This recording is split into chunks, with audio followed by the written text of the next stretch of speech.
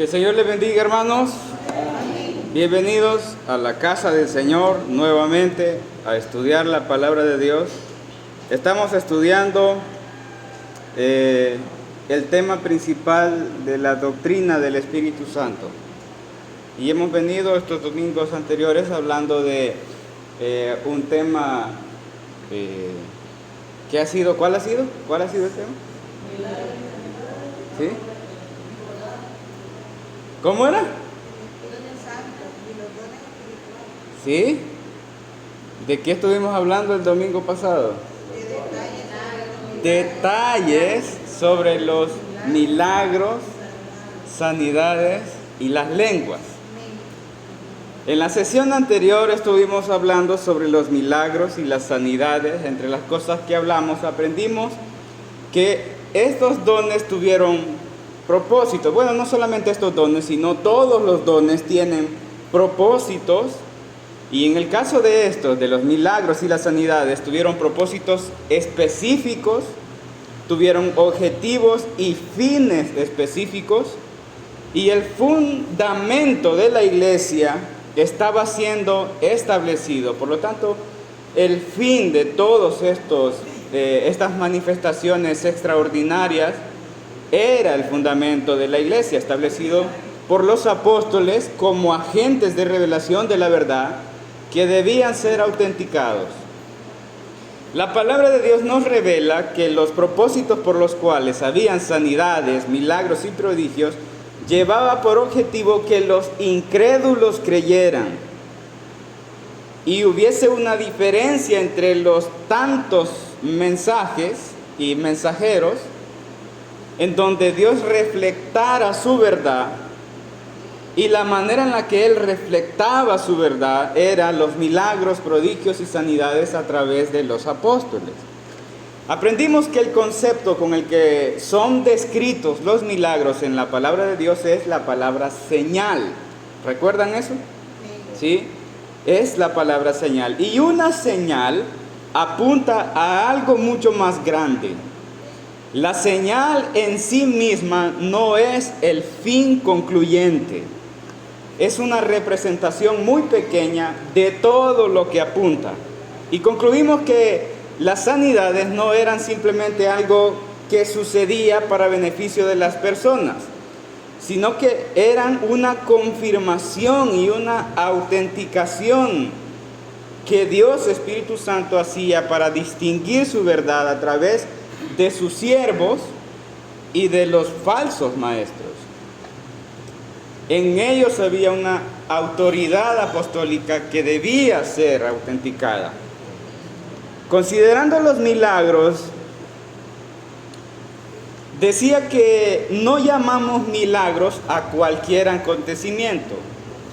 Entendemos que un milagro es aquello que rompe todas las leyes naturales por una intervención directamente sobrenatural. Un milagro es un poder que cambia completamente el estado de las cosas, de su estado actual y forma natural, a algo sobrenatural, afectando lo natural con un poder sobrenatural. No llamamos milagro a algo que es posible.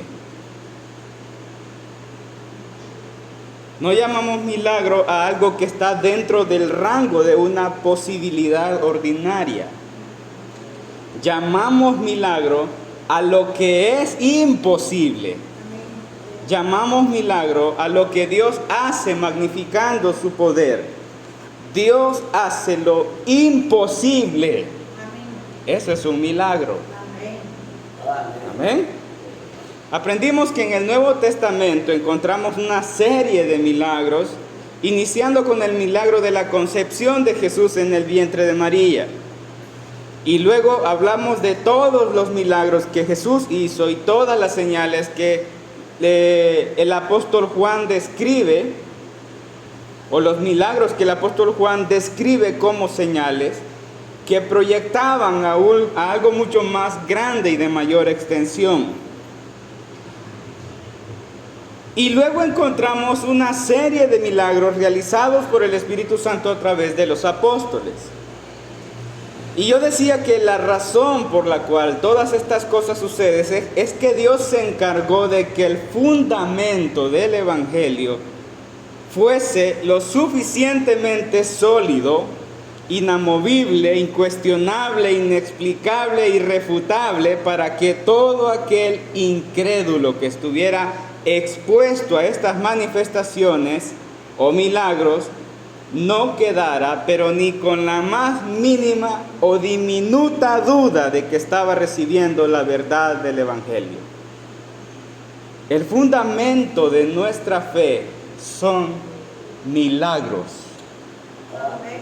Amén. Milagros. En un principio, la necesidad del impartimiento de los dones era para impactar a los incrédulos.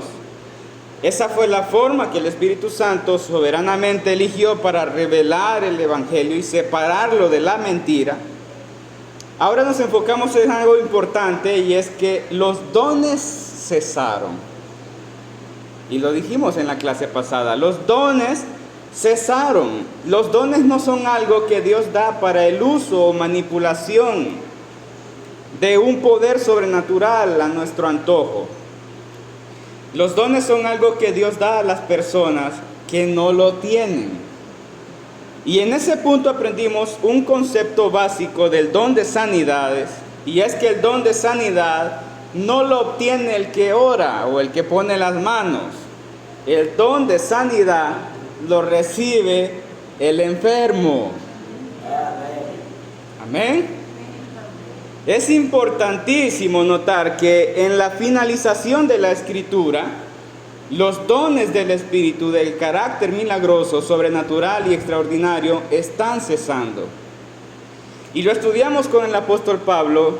Él era un hombre en el cual creemos que hubo toda manifestación de los dones del Espíritu, pero es el mismo apóstol Pablo del que se llevaban sus mantos y delantales, y la Biblia narra que los llevaban y las enfermedades se iban de los que estaban enfermos, y los enfermos eran sanados.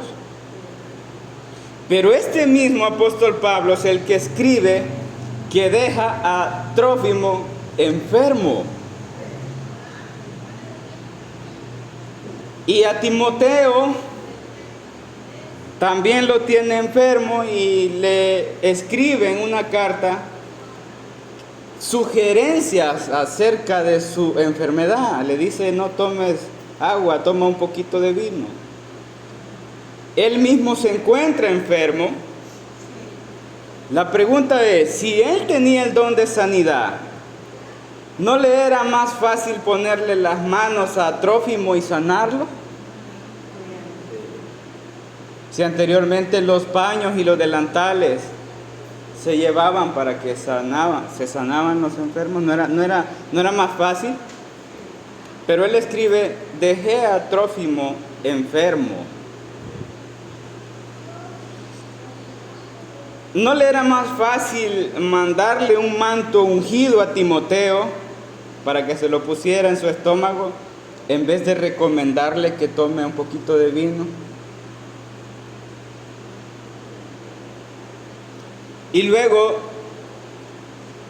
¿no era más fácil él en una oración tocarse en donde sentía la enfermedad y decirle al Señor: Señor, obra con el poder de tu Espíritu sobre mí? Pero la Biblia dice que él ora 3 veces y Dios le responde: bástate mi gracia.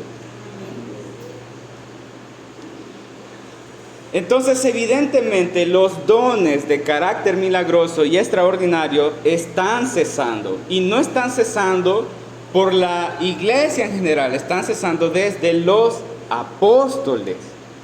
Porque Pablo era un siervo del Señor autenticado como agente de revelación de la verdad. Así que un don no puede ejercerse al antojo. Tampoco creo que el apóstol Pablo no hizo estas sanidades porque era un incrédulo. A esas alturas Pablo no podía ser incrédulo.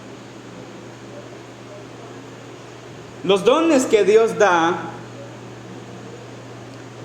los dio para el impacto directo en los incrédulos y la expansión del reino de los cielos y la verdad. Yo mencionaba que las lenguas, las sanidades, los prodigios y los milagros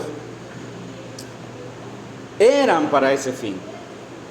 Y hay algo que aprendimos en la clase pasada, y es que las lenguas sin interpretación no edifican, no santifican y no transforman.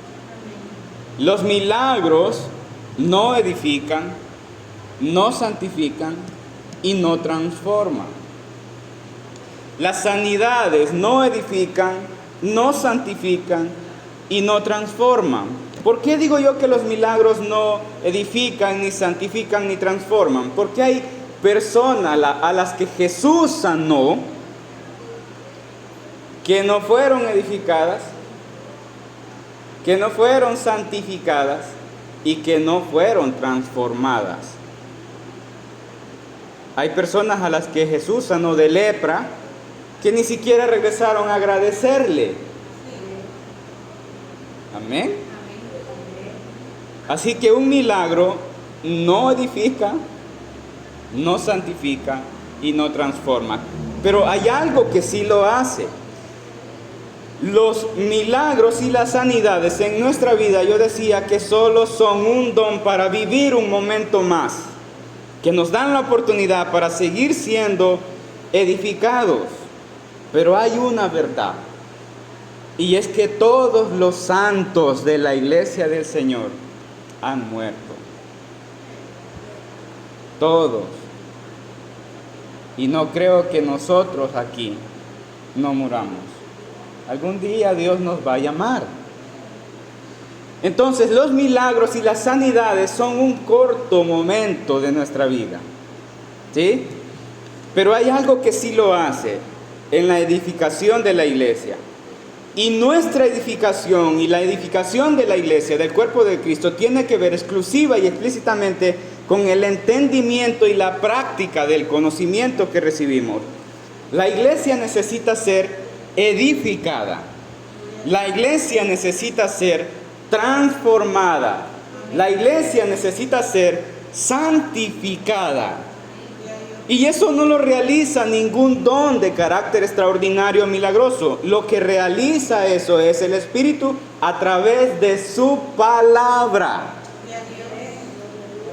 Amén. Su palabra. Jesús orando le pide al Padre: Padre, santifícalos en tu verdad. Tu palabra es verdad. Somos edificados y somos transformados y somos santificados en la renovación de nuestro entendimiento por medio de la palabra de Dios. Estos dones que estuvimos hablando anteriormente fueron absolutamente necesarios para la fundación de la iglesia, pero para la edificación de la iglesia necesitamos la palabra de Dios. Concluimos que nuestra edificación es exclusiva y específicamente con nuestro entendimiento y práctica de ese conocimiento. Los dones para la edificación de la iglesia como un cuerpo tienen que ver con la obediencia. No milagros, no cosas extraordinarias, sino con obediencia y sometimiento a la palabra de Dios. La edificación de la iglesia depende de un entendimiento correcto de la doctrina establecida por Cristo como piedra angular. El estudio de los profetas anunciando a Cristo, la enseñanza de la doctrina inspirada por el Espíritu Santo a través de los apóstoles, enseñándonos que debemos tener dependencia absoluta de Cristo. Esa es nuestra fe. Pero hoy vamos a estudiar otro don que considero sumamente importante que lo comprendamos. El tema de hoy es el don de hablar en lenguas. El tema de hoy es el don de hablar en lenguas. Hay mucho que decir del don de hablar en lenguas. Se nos ha dicho mucho del don de hablar en lenguas. Pero quiero presentarles en este estudio el don de hablar en lenguas en 3 secciones. Veremos el origen, el propósito y lo consideraremos en 3 tiempos. Primero, en el tiempo del nacimiento de la iglesia. Segundo, en el tiempo del apóstol Pablo y la iglesia de Corintios. Y tercero, en el tiempo de hoy, en nuestro tiempo. Hoy estudiaremos el origen y el propósito en el nacimiento de la iglesia. Quiero que vaya conmigo a San Marcos capítulo 16.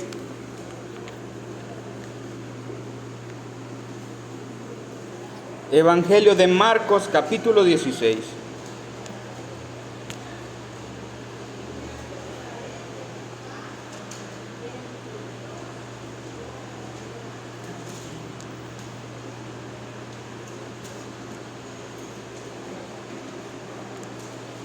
Versículos 17 y 18.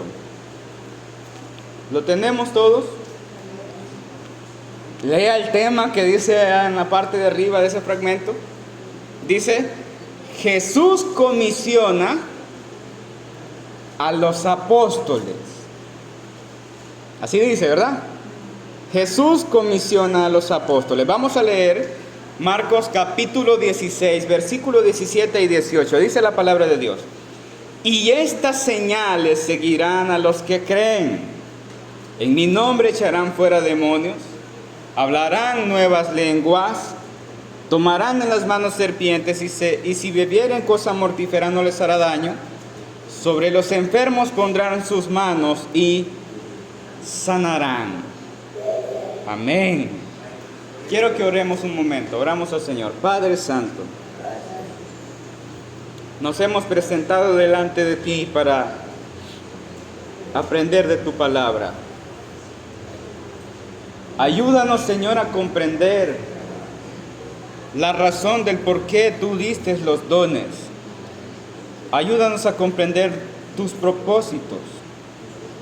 Expande nuestra mente con tu luz y llévanos a una revelación de que podamos entenderte a ti. Bendícenos, Señor, con tu palabra en esta mañana. En el nombre de tu Hijo amado Jesucristo y por la intervención de tu Santo Espíritu, te lo pedimos, Señor. Amén y amén. Amén. Hemos leído un pasaje especial. Hermanos amados, acabamos de leer el primer versículo en donde encontramos la promesa y profecía por Cristo del don de hablar en lenguas. Quiero que seamos conscientes de que este don también tiene que cumplir requerimientos, tiene que cumplir intenciones y propósitos como cualquier otro don. El Espíritu Santo nos enseña que todos los dones son para provecho. Vuelvo a repetirlo. El Espíritu Santo nos enseña que todos los dones son para provecho. Y el hablar en lenguas no es la excepción.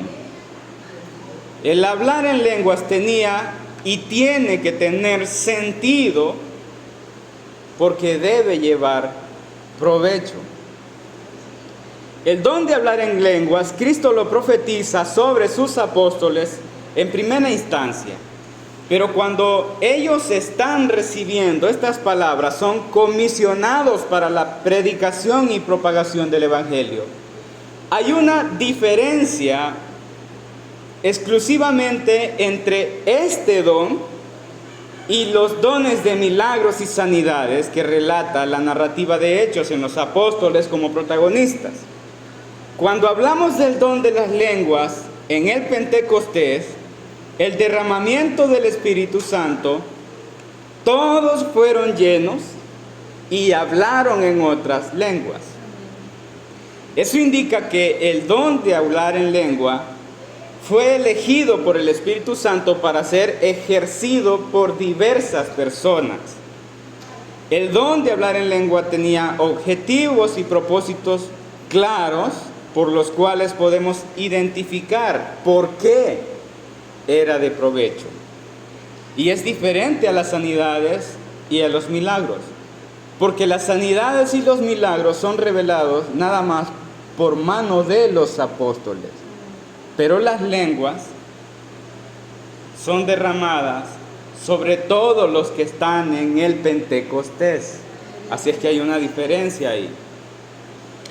Pero lo que quiero enfocar es que el don de lengua tenía objetivos y propósitos claros, los cuales podemos identificar y por qué podemos decir que eran de provecho. El primer objetivo y el primer propósito era que el hablar en lenguas vino para la predicación del Evangelio. Y número 2, el hablar en lenguas fue dado por el Espíritu para la unidad e inclusión de los gentiles a la iglesia. Cuando el Espíritu Santo cayó en el Pentecostés, todos los que estaban en la fiesta eran judíos. El mandato de Cristo fue ir por todo el mundo y predicar el Evangelio a toda criatura, refiriéndose a que el Evangelio fuese predicado en toda tribu, lengua, pueblo y nación.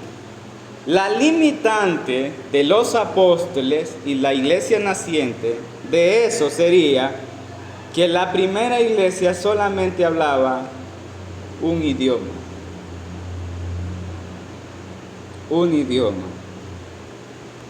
Entonces el propósito por el cual el Espíritu Santo derrama el don de lenguas en el Pentecostés es para la predicación y la exaltación de Dios. Y la predicación fue fluida y expresada aproximadamente, según Hechos 2, en 15 o 16 lenguas distintas, aproximadamente, en el Pentecostés. Cristo no solamente profetiza, sino que les dota por medio del Espíritu Santo con diversos géneros de lengua para hablar a todos los que estaban ahí y que todos pudieran escuchar en su propio idioma. El mensaje del apóstol Pedro predicado fueron 2 mensajes, pero el total de las personas convertidas ahí fueron ¿cuántas? 8,000 personas, de las cuales la Biblia no especifica de que solamente fuesen judíos. Yo creo, esto lo digo yo, la Biblia no lo dice, yo es lo que yo creo. Yo creo que esa predicación del mensaje del apóstol Pedro también estaba siendo traducida por el Espíritu Santo en diversos géneros de lengua. Yo creo que personas estuvieron traduciendo ese mismo mensaje en diferentes lenguas y por eso es que de diferentes nacionalidades se convierten al Evangelio y se convierten esa cantidad de personas. Se convierten al Evangelio por obra del Espíritu Santo y las lenguas están ahí. Las lenguas están siendo de provecho. Luego las lenguas son usadas y fueron usadas por el Espíritu Santo para que los judíos no hicieran acepción de personas con los gentiles. El Espíritu Santo envía al apóstol Pedro a la casa de Cornelio, pero él no quiere ir. No quiere ir porque Cornelio es un gentil y ellos eran considerados inmundos, abominables. Pero el Señor está mandando al apóstol Pedro allá y no quiere ir. Y ahí es en donde Pedro recibe la revelación del lienzo que desciende con toda clase de animales y escucha la voz de Dios que le dice, mata y come. Y él responde que nunca sus labios han probado cosa inmunda. Y la respuesta de Dios es, lo que Dios limpió, no lo llames tú común. Y aún así en el versículo 28 del capítulo 10 de Hechos, Pedro le dice a los que están ahí, Vosotros sabéis cuán abominable es para un varón judío juntarse o acercarse a un extranjero, aún después de la revelación. Es difícil tener esa repulsión por personas por considerarlas inmundas, cuando ante la santidad de Dios nuestras vidas se ven exactamente igual. La única diferencia nuestra, los que estamos en la iglesia con los que están en el mundo, es que nosotros hemos sido rociados con la sangre de Cristo que nos limpia de todo pecado. Amén. Pues el apóstol Pedro no está totalmente convencido hasta que encontramos ahí en el capítulo 10, versículo 44 al 48, que mientras él hablaba, el Espíritu Santo cayó sobre todos los que escuchaban el discurso. Y los fieles de la circuncisión que acompañaban a Pedro se quedaron boca abiertos, atónitos, helados, pálidos, temblorosos. Patiribus. Porque los gentiles había sido derramado el Espíritu Santo exactamente igual que ellos en el Pentecostés. Los que son inmundos están hablando en lenguas. Y los fieles de la circuncisión están viendo esas cosas. Creo que una de las cosas que presiona al apóstol Pedro en hacerse estricto en la repulsión de los gentiles es la compañía de los fieles de la circuncisión. Ellos tenían cierto tipo de problema con las personas que no tenían limpieza y purificación ritual como ellos. Pero lo que cambia total y radicalmente el concepto errado de la purificación superior y las características para ser aceptados como parte de la iglesia naciente de Cristo es el acto soberano del Espíritu Santo de hacerles hablar en lenguas. Eso es lo que botó todo tipo de paradigma en los judíos con los gentiles. Eso se encuentra en el versículo 44 al 46. Cuando el apóstol Pedro está contando, dando su reporte a la iglesia, le dice: yo ni siquiera había terminado de predicar, cuando de repente cayó el Espíritu Santo sobre ellos y hablaron en lenguas de la misma forma que nosotros en el Pentecostés. ¿Cómo podían los judíos decir que los gentiles eran algo aparte de la iglesia y que no eran la iglesia? Nadie podía decir de ellos: nosotros tenemos esto que ustedes no tienen. Hay un detalle importante en ese punto, y es que el Espíritu Santo está uniendo la iglesia entre los judíos y los gentiles como un solo cuerpo. Amén. No podían aborrecerse el uno al otro. Y eso más adelante el apóstol Pablo lo enseña, eso lo vamos a ver en la siguiente clase. Pero ahí es en donde se hace esa unión, en donde los judíos no pueden rechazar a los gentiles porque han sido ministrados con el Espíritu Santo, con el don de las lenguas.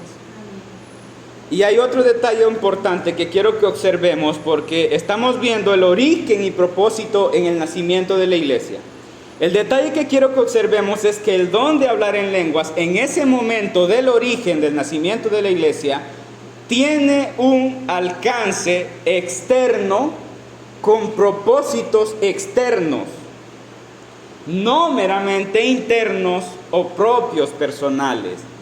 ¿Qué quiere decir eso, hermano Liceo? Lo que quiero decir es que el don de hablar en lenguas, ahí, en ese marco, lleva provecho a personas externas de quienes se habla. El don de hablar en lenguas o hablar en diversos idiomas o géneros de lengua era provechoso para los que recibían el mensaje.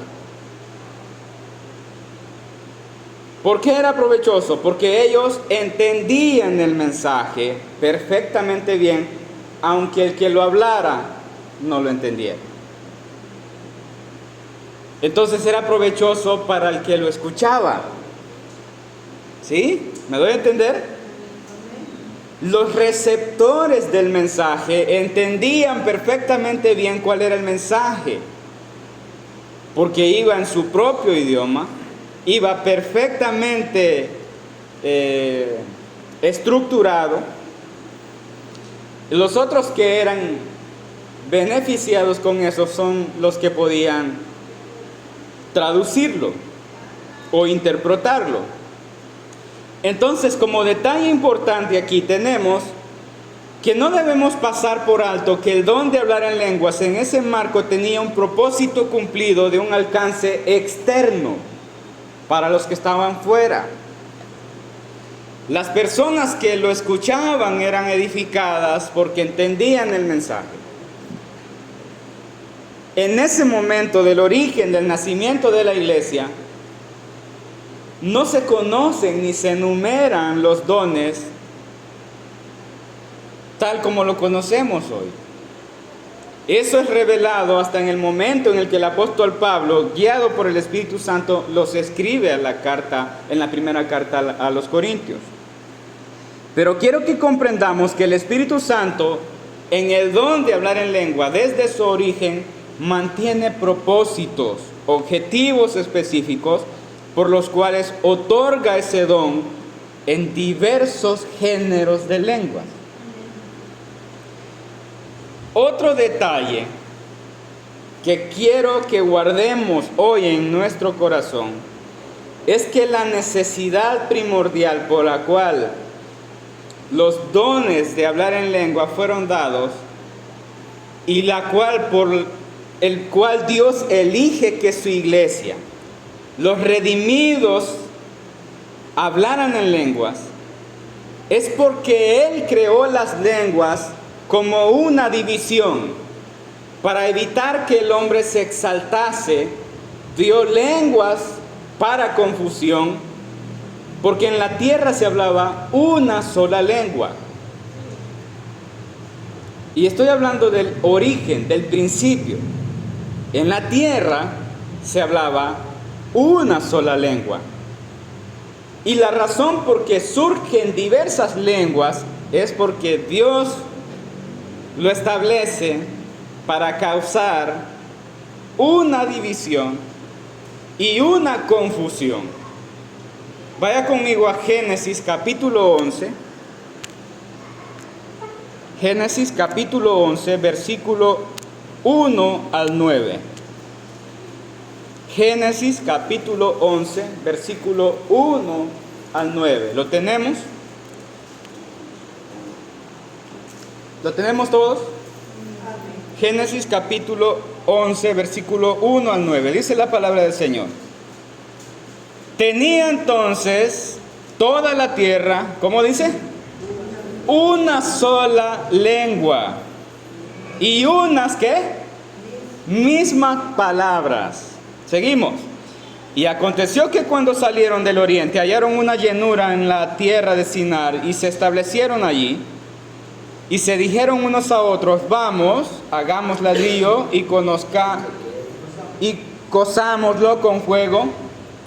Y les sirvió el ladrillo en lugar de piedra y el asfalto en lugar de mezcla. Y dijeron, vamos, edifiquemos una ciudad y una torre cuya cúspide llegue al cielo y hagámonos un nombre, por si fuésemos esparcidos sobre la faz de la tierra. Y descendió Jehová para ver la ciudad y la torre que edificaban los hijos de los hombres. Y dijo Jehová, he aquí el pueblo es uno, y todos estos tienen un solo lenguaje. y han comenzado la obra y nada les hará desistir. Nada les hará desistir ahora de lo que han pensado hacer. Ahora pues descendamos y confundamos ahí su lengua para que ninguno entienda el habla de su compañero. Así los esparció Jehová desde allí sobre la faz de toda la tierra y dejaron de edificar la ciudad. Por esto fue llamado el nombre de ella Babel, porque allí confundió Jehová el lenguaje de toda la tierra y desde ahí los esparció sobre la faz de la tierra. ¿Qué acabamos de leer? Ahí acabamos de leer que se esparcen todas las lenguas que existen. Pero el propósito, en la creación, en la primera creación, todos hablaban una sola lengua. Pero a causa de la soberbia y la vanagloria y el pecado del hombre, Dios en la santa y sublime Trinidad decide confundir su lengua y esparcirlos.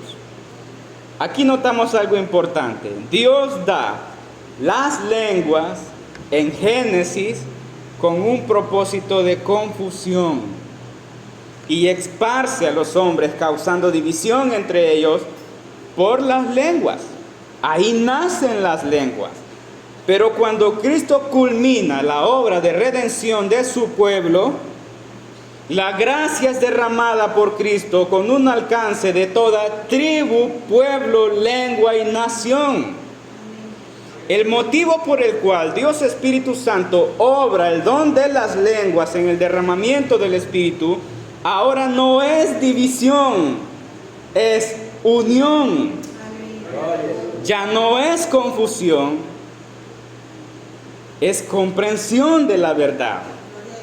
Dios interviene o invierte sus propósitos anteriores por los cuales Él confundió las lenguas en la Torre de Babel, y ahora los gentiles entienden por obra del Espíritu en su propia lengua el mensaje de la belleza de Cristo y el Evangelio. Las lenguas que causaron división ahora unen al cuerpo de Cristo. Las lenguas que causaron confusión ahora llevan con claridad el mensaje del consejo de Dios. Las revelaciones más importantes y profundas de la verdad nos fueron reveladas en diversos géneros de lenguas. Es triste ver cómo nuestros predicadores hacen del don de las lenguas una manifestación del Espíritu que les hincha el ego, que promueve la arrogancia, que promueve la jactancia por supuestamente hacer algo que los demás no hacen. Tienen esto como supuestas evidencias de una unción superior del Espíritu por 2, 3, 4 palabras que repiten en algunas ocasiones. Es una abismal y profunda ignorancia degradar todo el propósito y la implicancia del don de las lenguas en la economía de la salvación para toda tribu, lengua, pueblo y nación. He querido que estudiemos esto despacio y hemos visto el origen del por qué Dios da los dones de lenguas a la iglesia naciente y sus propósitos, que eran la predicación del Evangelio y la inclusión de los gentiles al cuerpo glorioso de la iglesia de Cristo. El próximo domingo estudiaremos el don de las lenguas en el tiempo del apóstol Pablo en la iglesia de los Corintios. Pero esta es la clase de hoy. Que el Señor les bendiga.